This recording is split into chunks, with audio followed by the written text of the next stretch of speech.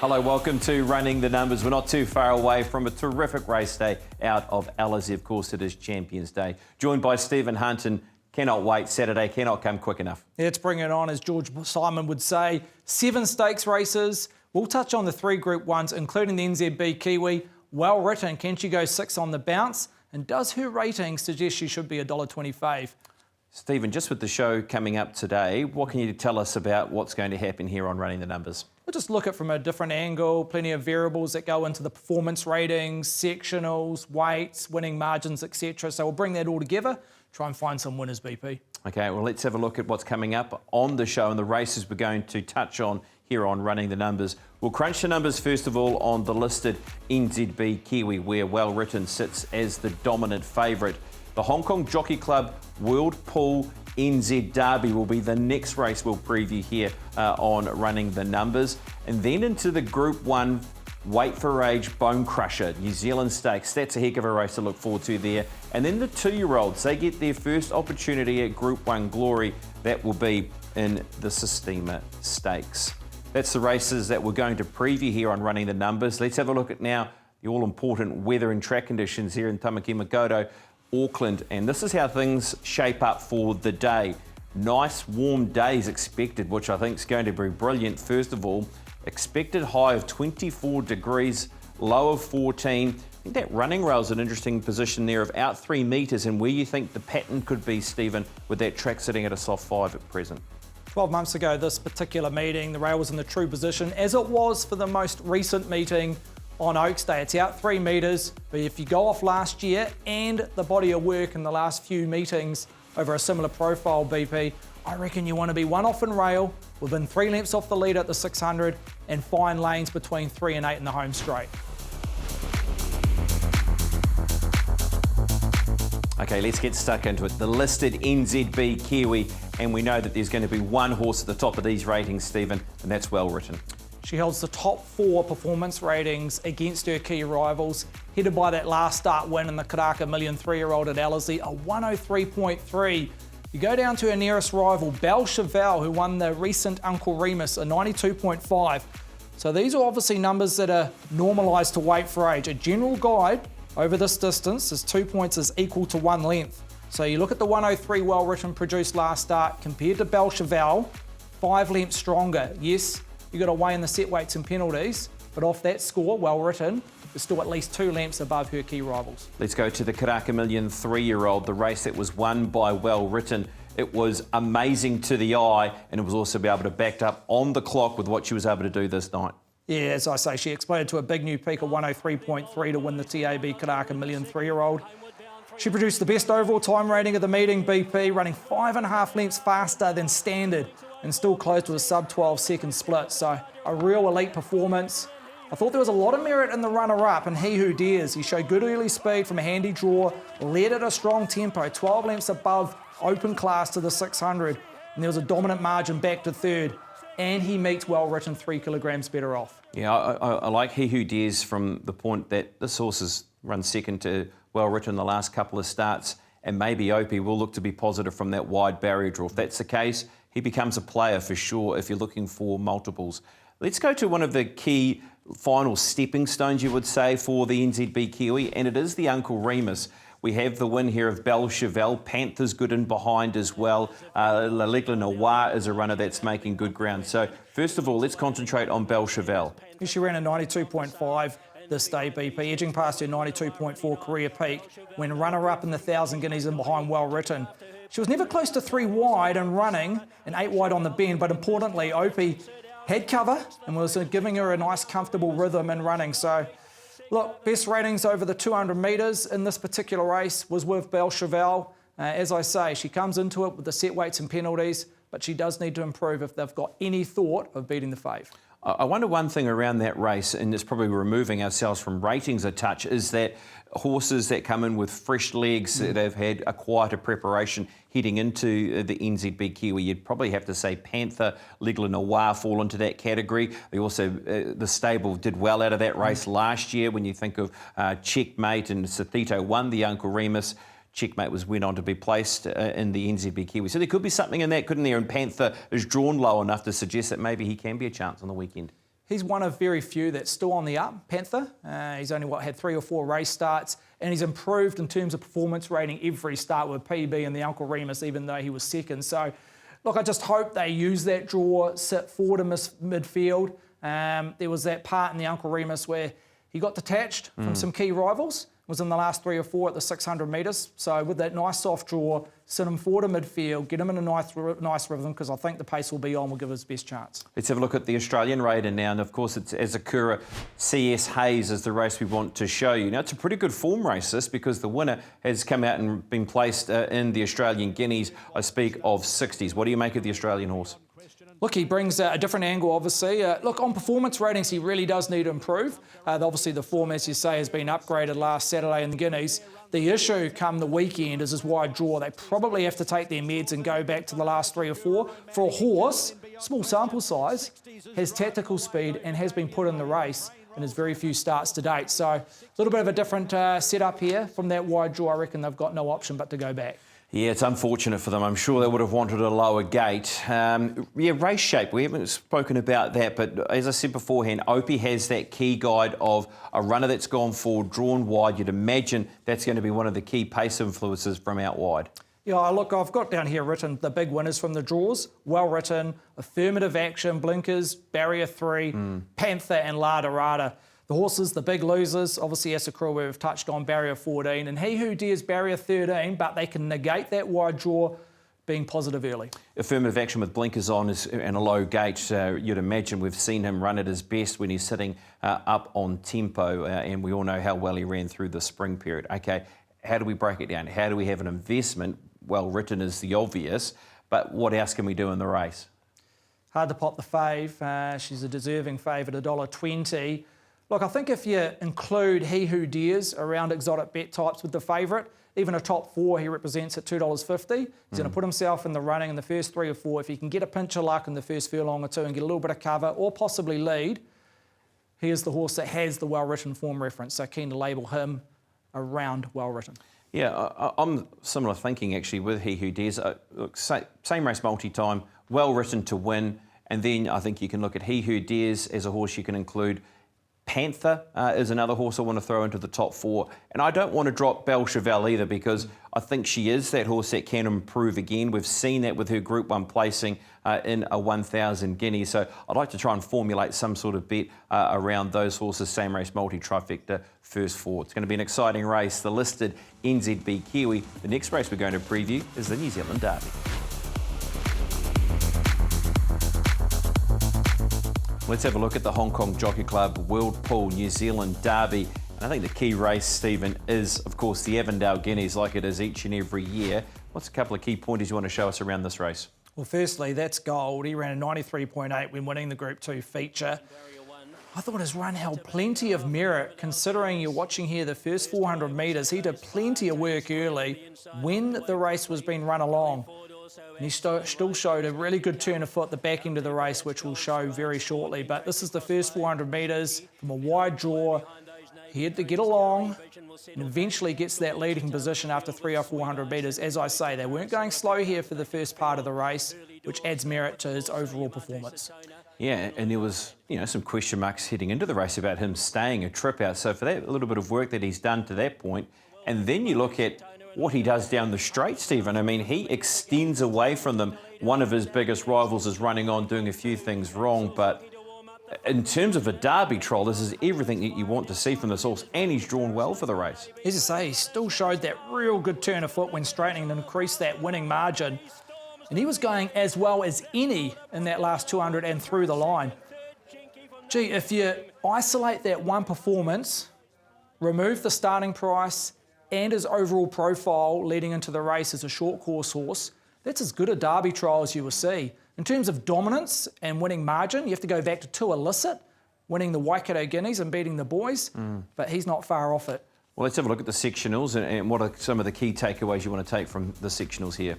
Couple of takeaways. That's Gold. We've spoken about that first 400 metres, 25.15 to get to that leading position when he had to cover a lot of territory. And no excuses for the rivals. He's run 11.91, the fastest last 200 when it comes to the Avondale Guineas. Luneman there, you see he got held up at key stages. He ran home the best last 8, 6 and 4.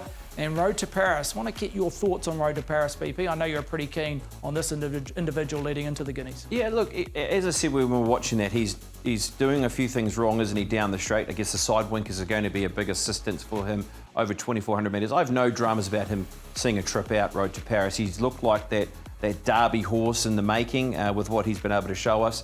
So there's enough in his run, and if he can, settle in running, the pace is on, you feel as though he's going to be one of those horses out of the pack that can lay down a genuine challenge. So I'm happy to side with him to say that he can be a bet in the race. What about the stablemate, Autumn Glory? Because she comes out of the New Zealand Oaks, she's beaten the boys in the Waikato Guineas and then runs second behind our best staying filly in I Hope He Wins.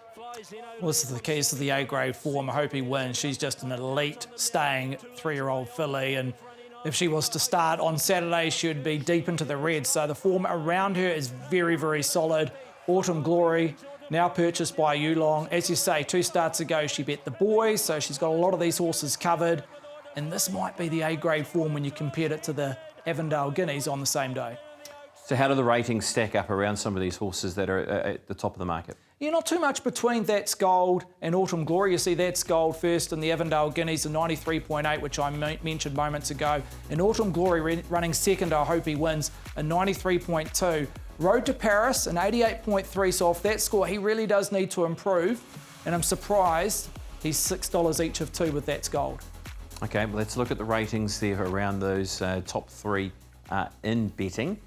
Bet-wise, how do you see it this year? I think it's a very even derby. The market reflects on that as well. Without I Hope He Wins in the race, I think we've got ourselves a seriously good betting contest and a good race to look out for. So what do you like? It's going to trust the eye. I know the numbers back it up to a degree, but That's Gold. As I say, you don't get a better derby trial to what he produced in the Avondale Guineas. The winning margin, he was strong through the line after doing a little bit of work in the first 300 to 400 metres, which we've already touched on. $6, I had him a little bit shorter, a little bit closer to Autumn Glory, and clear second favourite. So at $6 is a nice price off a soft draw. I think he wins off the barrier draw too, doesn't he? I mean, he's a clear winner there because he gets that opportunity of running further and having a softer run in transit. And I'm pretty big on that for a horse that, is stepping up again in distance. And I'm with you, Stephen. I feel as though the $6 is the right price now as we record. I like Road to Paris and I like Autumn Glory. I feel as though they look to be the biggest dangers. Halo's Fire, those type of horses can be chances when you're playing sort of multiple bet types. And Luneman, yeah, maybe a better run in transit will help Luneman for sure. But I'm with That's Gold and maybe a split bet with Road to Paris if it can turn it around from the Avondale Guineas. That's a look at the Derby. Now it's time for the Bone Crusher New Zealand Stakes.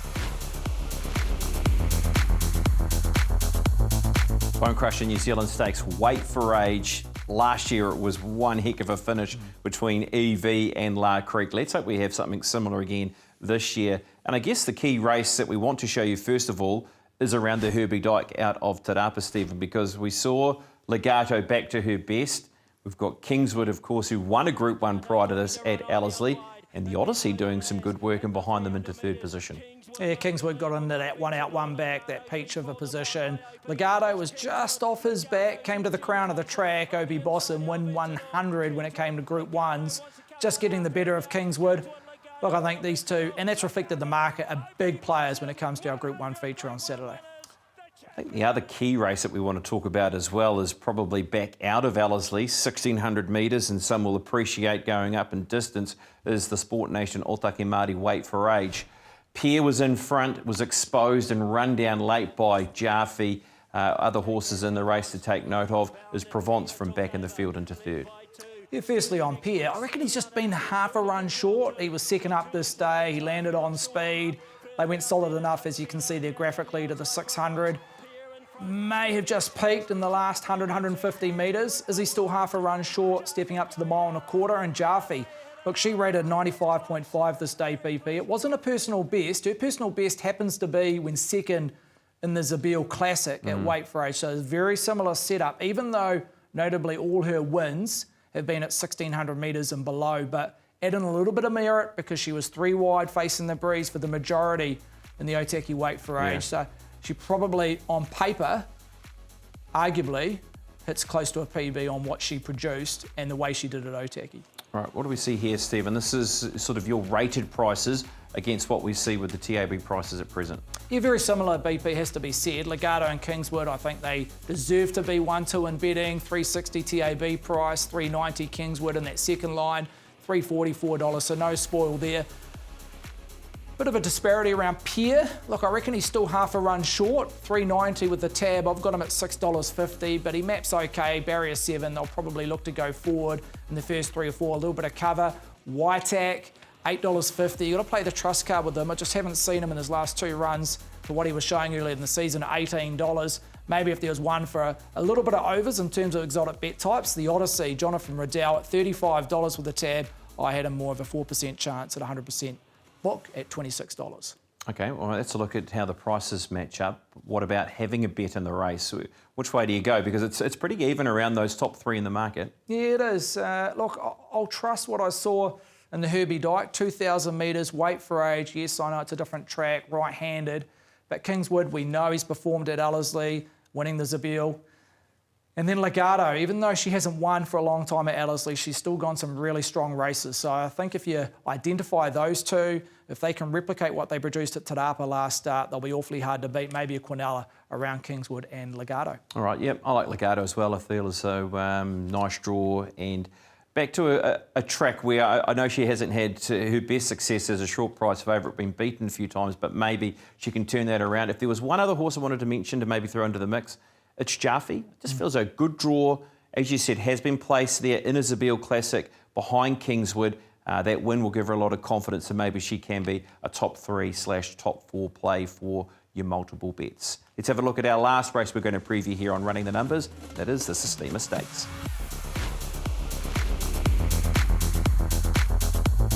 The 2-year-olds get their chance for Group 1 glory in the Sistema Stakes. And I guess after the Karaka Million, we always see a different wave of horses, and we're going to see that with horses not qualified for the Karaka Million that are near the top of the market, including Lara Antipova. Let's head to Matamata, Stephen. Yes, it was a weak track this day, but it's nice to try and compare these two featured 2-year-old races. First of all, the Matamata breeders, and then into the slipper. She was dominant this day. Opie Bosson rode her like the best horse. She was a short price fave. She came across eventually from an awkward gate, led, and she was dominant, as I say. Late through the line, very impressive. Numbers stacked it up, which we'll touch on shortly graphically. She's clearly the horse to beat, and she's unbeaten.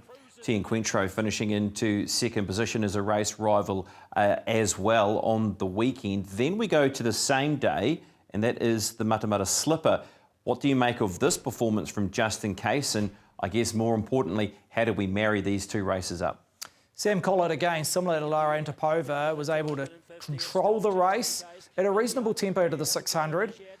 And again, he was pretty dominant, lightly raced. He's only had 2 or 3 starts, this boy. But look, on the eye, very attractive, just lacked a little bit of substance, just in case, but deserves his place and looks to be one of the main challengers to the favourite. Okay, I'm really keen to be able to see how the numbers compare here with both of these winners, with Lara Antipova and also Justin Case. What have you come up with? We see here graphically, so this has always been a key lead-up race or key lead-up day, the Matamata Breeders in the slipper. Lara Antipova, an overall time of 1:14 and change versus 1:16.21 when it came to Matamata Slipper. Reasonable or comparable times to the 600, 37 and change, both races. The difference here is the last 600. Lara Antipova off the front, 37.30 against Justin Case, who ran 38.43. You add those 2 splits together on class ratings, Lara Antipova rated 10 lengths stronger than what Justin Case on basically a similar setup. Yes, it was a heavy track. Yeah, how much do you apply that, the heavy track of what we saw there at Matamata?